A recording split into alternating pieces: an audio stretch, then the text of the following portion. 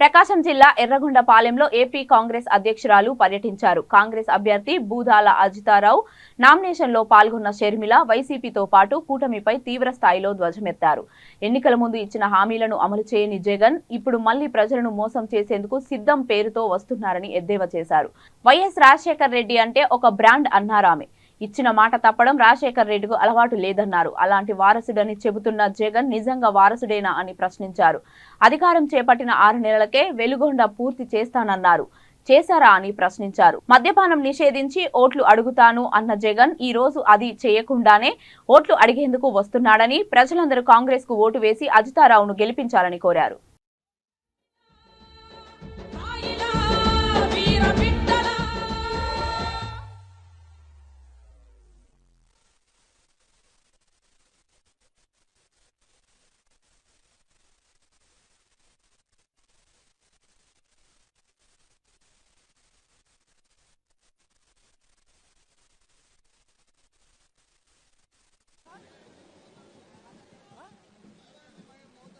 hello hello hello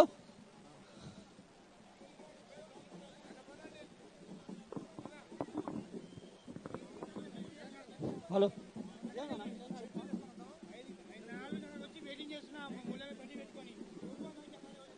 hello ready పెడతామంట